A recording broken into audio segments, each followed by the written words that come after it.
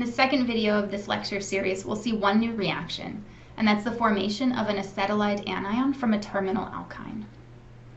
In a terminal alkyne, the terminal hydrogen is acidic, and it can be deprotonated by a very strong base. One of the common strong bases that you'll see is sodium amide.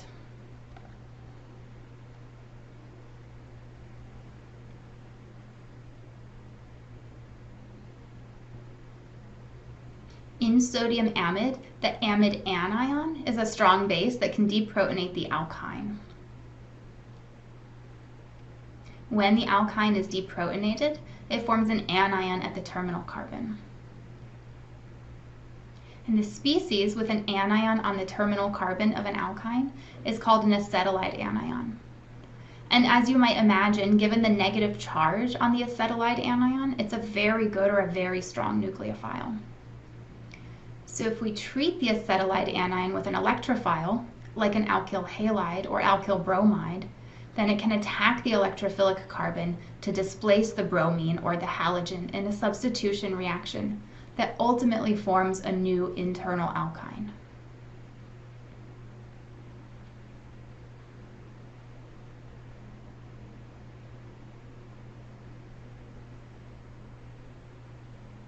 In this example, the left side of the alkyne arises from the original alkyne that we started with, and the right-hand side of the alkyne corresponds to the carbons of the electrophile.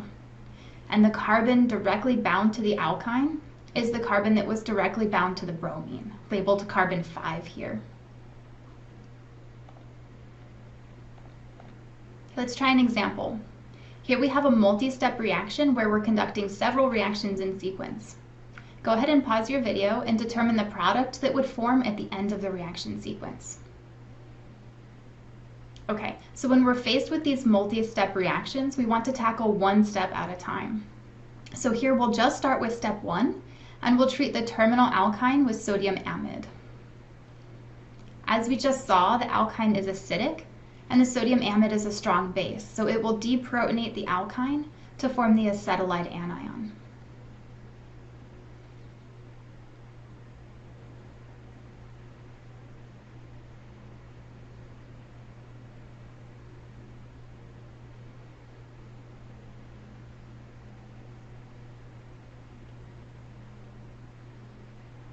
In the second step, we treat the reaction mixture, the acetylide anion, with methyl iodide.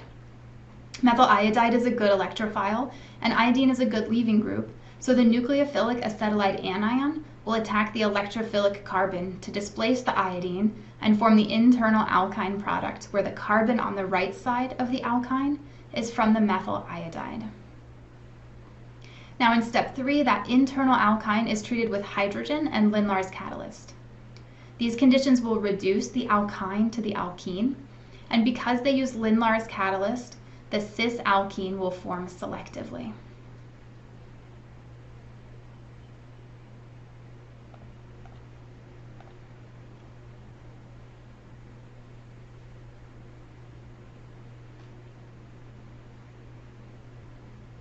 We'll end this lecture video with the question we saw at the beginning, to determine the final product or products of this 5-step reaction sequence.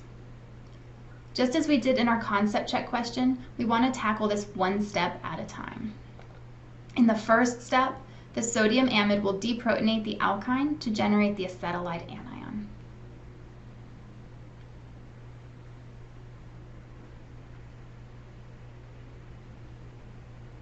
Then in step 2, the nucleophilic acetylide anion will attack the electrophilic carbon of the alkyl bromide reagent, just as we saw in our last example.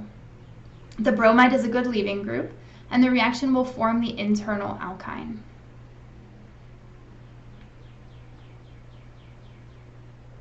And in this internal alkyne, the left side of the alkyne comes from the alkyl halide, and the alkyne carbons arise from the original alkyne or acetylene.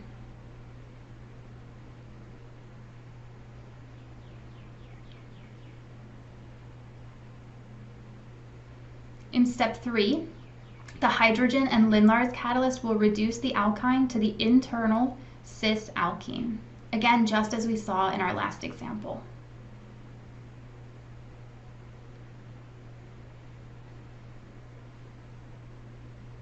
Now in step 4, we have an alkene, and these reactions of alkenes we've seen previously.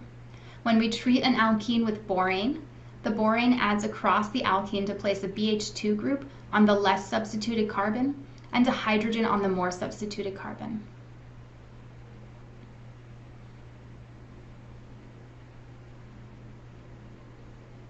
Finally, in the 5th step, treatment with hydrogen peroxide and base replaces the BH2 group with an OH group to give the final alcohol product.